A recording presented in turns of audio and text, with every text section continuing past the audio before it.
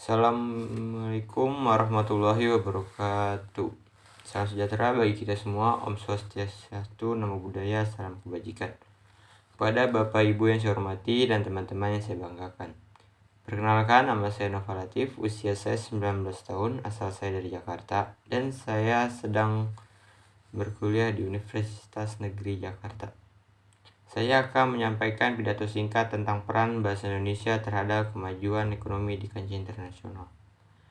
Dalam konteks keindonesiaan, bahasa Indonesia memiliki kedudukan yang paling vital, salah satunya sebagai bahasa persatuan atau bahasa nasional. Kedudukan ini dimiliki oleh bangsa Indonesia sejak dicetuskannya Sumpah Pemuda pada tahun 1928.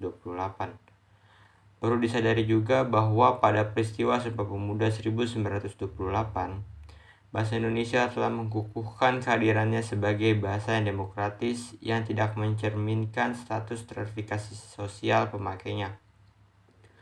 Oleh karena itu, bahasa Indonesia dapat diterima dengan sangat mudah dan sangat mudah dipelajari oleh generasi muda bangsa dari seluruh kelompok etnik yang juga memiliki bahasa daerah yang beraneka ragam.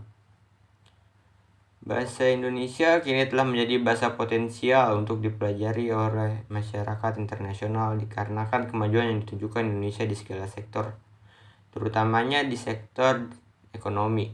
Di kawasan Asia Tenggara, Indonesia juga menjadi pasar yang strategis. Bahkan di tahun 2015, Indonesia telah memasuki era komunitas ASEAN, di mana negara-negara di kawasan Asia Tenggara akan berintegrasi menjadi masyarakat ASEAN. Indonesia merupakan negara-negara yang sangat potensial. Di antaranya adalah Indonesia masuk ke dalam geopolitik yang sangat strategis, ditambah lagi dengan sumber daya alam dan juga sumber daya manusia yang berlimpah, menjadikan Indonesia sebagai pasar strategis untuk dikelola. Hal ini tentunya berimbas pada alat komunikasi yang digunakan sehari-hari, yakni bahasa Indonesia.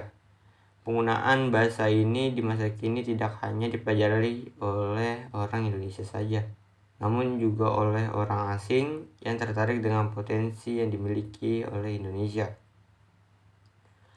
Akhir-akhir ini kita dengar bahwa bahasa Indonesia memiliki peran yang sangat besar jika dijadikan bahasa perdagangan. Pada forum Roundtable Conference Indonesia-Malaysia, merekomendasikan penggunaan bahasa Indonesia Malaysia sebagai bahasa resmi di lingkungan Perhimpunan Bangsa di Asia Tenggara atau bisa disebut ASEAN. Hal ini diutarakan pada akhir tahun 2010. Ketua Dewan Perwakilan Rakyat Indonesia secara terbuka mengusulkan agar bahasa Indonesia menjadi salah satu bahasa resmi ASEAN. Dan pada saat itu pejabat Kementerian Luar Negeri Indonesia menyatakan ada 45 negara di dunia yang mengajarkan bahasa Indonesia di sekolah-sekolahnya. Penggunaan bahasa Indonesia yang baik dan benar di zaman sekarang sungguh sangat memperhatikan, bukan? Kemajuan teknologi yang semakin berkembang memaksakan para kaum muda di zaman sekarang kurang mempedulikan penggunaan bahasa Indonesia yang tepat, sehingga ini membuat kedudukan bahasa Indonesia semakin terjepit. Penggunaan bahasa gaul dapat mempersulit penggunaan bahasa Indonesia dengan baik dan benar. Padahal di sekolah atau di tempat kerja, kita diharuskan untuk selalu menggunakan bahasa yang baik dan benar. Bahasa gaul dapat mengganggu siapapun yang membaca dan menggunakan kata-kata yang termasuk di dalamnya. Karena tidak semua orang akan mengerti maksud dari kata-kata gaul tersebut. Terlebih lagi dalam bentuk tulisan sangat memusingkan dan memerlukan waktu yang lebih banyak untuk memahaminya. Bahasa gaul dapat mempersulit penggunaannya dalam berkomunikasi dengan orang lain dalam acara yang formal.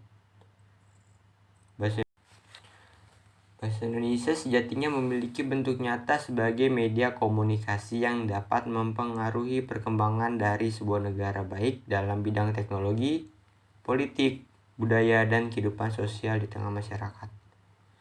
Mau tidak mau, masyarakat Indonesia harus mampu menjaga integritas dan keberadaan bahasa Indonesia yang baik dan benar di tengah-tengah kemajuan perkembangan teknologi yang terus berkembang pesat sampai saat ini. Ditambah lagi dengan adanya pengaruh perkembangan teknologi yang membuat bahasa Indonesia populer semakin menguasai di setiap kalangan masyarakat di Indonesia itu sendiri. Oleh karena itu, mari bersama-sama kita minimalkan dampak negatif yang ada dengan cara mulai dari diri sendiri, meningkatkan kembali eksistensi bahasa Indonesia yang baik dan benar oleh kita sendiri. Kita harus bangga sebagai bangsa Indonesia, karena bahasa Indonesia dapat dijadikan bahasa perdagangan yang berdampak untuk memajukan ekonomi Indonesia sebagai warga negara Indonesia. Harusnya kita dapat menjunjung tinggi bahasa Indonesia, karena bahasa Indonesia merupakan identitas kita sebagai orang Indonesia. Jangan sampai luntur dan pudar akibat pengaruh dari bahasa asing.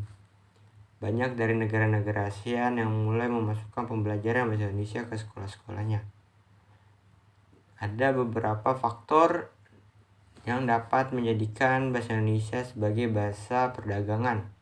Di antaranya, 1. Bahasa Indonesia telah digunakan sejak zaman dahulu, dimulai dari zaman kerajaan sebagai bahasa komunikasi dan perdagangan di antara negara-negara serumpun yang sekarang dinamakan ASEAN.